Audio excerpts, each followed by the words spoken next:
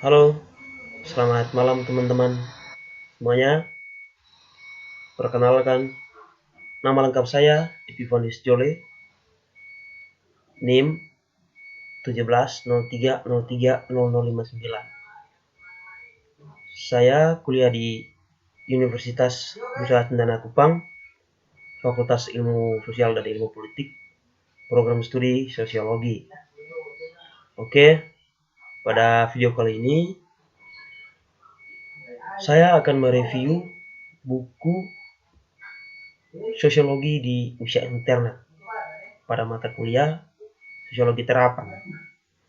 Oke, untuk tidak memperpanjang waktu, langsung saja kita menuju ke isi bukunya. Jadi di buku ini pada umumnya menjelaskan tentang bagaimana sosiologi itu sebagai suatu disiplin ilmu mengkaji ruang lingkup kehidupan masyarakat di era digital, yaitu internet. Jadi studi internet sering menjadi usang antara menulis dan mempublikasikan sebagian besar pekerjaan akademis tentang topik ini, maksudnya tentang sosiologi di usia internet yang sedang berlangsung saat ini. Seperti yang kita kenal sekarang, jadi semuanya masih virtual dalam pengertian Deleuzian, tidak dibentuk sebagai kekuatan yang memaksa dalam kehidupan modern. Oke, secara royal, mahasiswa yang muncul pada tahun-tahun terakhir abad ke-20 adalah sebagian dari upaya awal untuk berteori dan memahami teknologi itu. Bagaimana teknologi itu muncul secara tiba-tiba, baik di mata para sarjana maupun populis ceramah. Jadi teman-teman semuanya, perkembangan internet sebagai teknologi, media dan ruang sosial memiliki tanggapan akademis yang baik dan benar-benar melampaui itu semuanya. Jadi internet yang terbaru dari serangkaian terobosan informasi utama yang diminati oleh para sosiolog pada umumnya dalam berbagai cara sebagai alat untuk penelitian, misalnya dalam menggunakan kuesioner online bukan kertas sebagai platform diskusi dan sebagai topik penelitian. Jadi banyak para sarjana atau para sosiolog menjadikan kehidupan media digital sekarang itu sebagai suatu topik dalam meneliti realitas sosial yang ada sekarang ini akibat revolusi industri dalam dunia teknologi. Jadi sosiologi internet dalam arti yang lebih ketat menyangkut analisis komunitas online, misalnya seperti yang ditemukan di newsgroup, komunitas virtual, dan dunia virtual. Perubahan organisasi yang dikatalis melalui media baru seperti internet dan perubahan sosial pada umumnya dalam transformasi dari industri ke masyarakat informasional atau masyarakat informasi. Kemudian dalam media online semuanya dapat dipelajari secara statistik melalui analisis jaringan dan pada saat yang sama juga diinterpretasikan secara kualitatif seperti melalui etnografis virtual. Oke guys, jadi bagaimana suatu perubahan sosial dapat dipelajari melalui demografi statistik atau melalui interpretasi perubahan pesan dan simbol dalam studi media online. Kemudian dengan demikian juga internet memberikan contoh yang jelas tentang benturan orang yang saling menguntungkan dan mengelaborasikan logika itu seperti apa. Maksudnya spesialisasi dan koneksi. Dalam beberapa tahun terakhir ini ada banyak sekali tulisan yang beragam dari para sarjana ilmu sosial yang telah mempelajari perubahan yang ditimbulkan oleh teknologi komunikasi baru pada umumnya dan internet pada khususnya. Pertanyaan tentang bagaimana orang-orang berperilaku, berinteraksi, dan mengatur diri mereka sendiri dalam kaitannya dengan bentuk komunikasi ini telah menjadi semakin menonjol oleh perkembangan dalam teori sosial baru, terutama dalam kaitannya dengan eh, kebaruan informasi sosial kontemporer dan pentingnya komunikasi massa untuk tatanan yang baru-baru ini, yang berubah ini.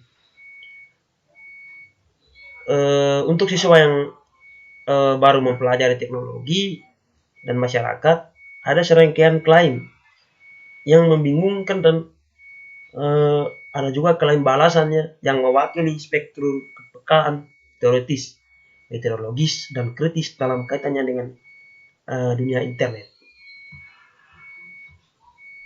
Jadi ada seorang ahli, yaitu Alison Kavanagh. Beliau mengevaluasi pekerjaan di bidang ini dengan menyelidiki kebaruan internet dan mengatur internet dalam konteks sejarah komunikasi, mengevaluasi tingkat dan laju perubahan melalui sintesis literatur empiris yang tersedia dan memberikan kunci untuk memahami perubahan yang diidentifikasi melalui evaluasi kegunaan teori sosial di era internet adalah bacaan penting bagi akademisi dan siswa yang terkait pada hubungan antara internet dan masyarakat. Jadi teman-teman semuanya, di era 4.0 sekarang ini, rupanya internet sangat-sangat penting, bukan saja bagi mahasiswa sosiologi, tetapi dia bersifat universal, yang artinya media internet itu dibutuhkan oleh beragam masyarakat yang hidup di era 4.0 sekarang ini. Beragamnya tanggapan disipliner terhadap internet berarti masuknya praktek, ada juga di situ ada kebutuhan yang dirasakan untuk setiap area untuk menemukan kembali roda-roda yang berputar, yang artinya sebagai Barnett dan Marshall telah menunjukkan salah satu masalah utama dalam menggambar kesimpulan yang koheren tentang dampak internet, bahwa studi adalah menggunakan metode yang berbeda, kemudian mengajukan pertanyaan yang berbeda, dan oleh karena itu tak terhindarkan berakhirnya dengan berbagai kesimpulan. Pada bagian ini juga kembali ke debat arus utama sebagai polarisasi posisi, dan debat tentang internet pasti mengambil kualitas dikotomis dengan masing-masing klaim tentangnya sifat atau perkembangan yang seimbang dengan klaim yang berlawanan tentang terminologi khusus disipliner. Pada tingkat paling dasar, kurangnya mata uang intelektual yang sama berarti demikian tidak ada kesepakatan umum tentang jenis fenomena internet yang mewakili. Secara umum, ada 3 karakterisasi utama dari internet dalam literatur. Yang pertama, sebagai ruang sosial. Kemudian yang kedua, sebagai media. Kemudian yang ketiga, sebagai media teknologi. Tentu saja, pada kenyataannya, internet secara bersamaan adalah ketiga hal tersebut. Melihat internet sebagai ruang sosial, seperti yang dilakukan oleh banyak ahli teori awal, dengan memahami pengalaman online seperti berada di tempat lain, secara harafiah, agora atau tempat lain dari teori politik. Jadi, untuk memahami internet sebagai teknologi, tidak seperti media atau ruang sosial, memahaminya sebagai entitas dengan atribut dari sifat tertentu, yang dalam beberapa akun dapat diawali dengan bentuk agensi sendiri. Kemudian teman-teman semuanya, bagaimana cara kita untuk memahami internet itu dan jenis lingkungannya, saluran atau hal yang diberikan sebelumnya mengenai pendidikan sosiologis ke internet, kemudian mengarahkan jenis pertanyaan itu logis untuk ditanyakan. Oleh karena itu penting bagi kita untuk lebih spesifik menerapkan atau atau mendefinisikan sosiologi itu sebagai internet, yang artinya sebagai satu fakta sosial yang terjadi di era 4.0 sekarang ini. Jadi bagian ini menjadi lebih penting oleh fakta bahwa internet dianggap sebagai tantangan pada tingkat dasar terhadap integritas definisi ini.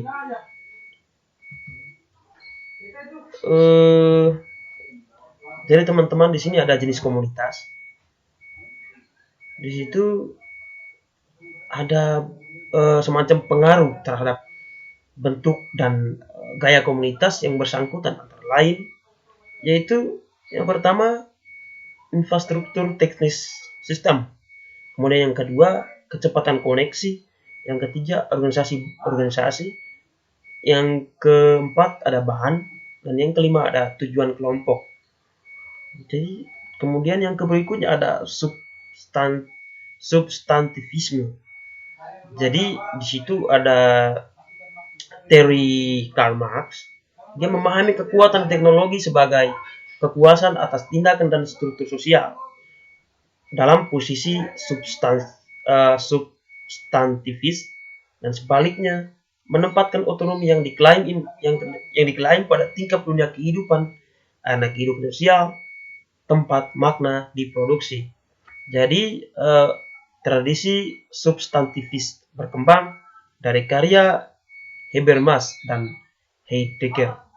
Dengan ini, perspektif teknologi individu mungkin memiliki berbagai kegunaan dan memiliki sifat-sifat tertentu yang bersifat netral. Tetapi ini sebagian besar tidak relevan. Kemudian kita lanjut ke bagian berikutnya, yaitu teori medium. Jadi teori medium di sini muncul melalui karya-karya dari apa yang kemudian disebut sebagai sekolah Toronto atau sosiologi Kanada maju dalam karya Harold Innis dan Marshall Muluhan. Jadi di sini meskipun Muluhan ini lebih dikenal luas kontribusinya dianggap oleh banyak sarjana sebagai suatu dasar, karena itu dalam kerjaannya banyak pekerjaan konseptual yang nantinya akan digambarkan oleh beliau dan dikembangkan bagi Harold Innis tersebut. Jadi di situ ada di situ dia membedakan antara dua jenis media, perpanjangan waktu dan ruang yang memperluas. Dalam masyarakat tradisional, cara melestarikan informasi melalui waktu, media yang umum adalah tanah liat atau batu yang tahan lama dan cenderung bertahan dari waktu ke waktu, tetapi tidak terlalu portable. Seperti pengetahuan masyarakat cenderung menjadi kebenaran abadi daripada lebih dapat dibuang dalam sebuah informasi. Oke, dengan demikian masalah inti integrasi sosial terselesaikan menjadi integrasi antar generasi, kelanjutan masyarakat. Marshall MC Luhan membuat klaim yang lebih secara spesifik lagi. Jadi tidak hanya korelasi, tetapi juga sebab-sebab teori tersebut berupa tindakan media yang secara langsung pada indera individu dan merupakan kebutuhan dan kecukupan penyebab kebutuhan sosial yang berkorelasi dengan mereka. Bagi MC Luhan, pada media adalah apapun yang memperluas salah satu indera atau kemampuan manusia dari waktu ke waktu merupakan suatu tujuan. Untuk beliau tidak menunjukkan bahwa media memiliki efek, tetapi untuk membaca dari efek ke media itu sendiri. Arah penyebabnya sudah diasumsikan itu merupakan sebagai suatu model yang ada dalam pikiran MC Luhan dalam tindakan media terhadap manusia kognisi dan melalui masyarakat, di mana masyarakat dipahami sebagai sebuah kumpulan dari pengalaman individu. Jadi di sini saya menarik kesimpulan dari uh, isi buku ini, bahwa di sini saya akan lebih memperjelas bahwa mobilisasi masyarakat itu ada bermacam-macam bentuk, yaitu salah satunya adalah perkembangan media digital, yaitu internet. Dalam ilmu sosiologi, media internet itu dipandang sebagai suatu realitas sosial yang dirasakan oleh berbagai macam makhluk sosial di dunia ini. Jadi sangat penting bagi kita untuk bagaimana memahami internet itu sebagai suatu media yang membantu kita semuanya dalam hal akademis maupun aktivitas keseharian kita. Jadi mungkin itu saja yang perlu saya jelaskan dalam video ini. Sampai jumpa di video berikutnya. Terima kasih.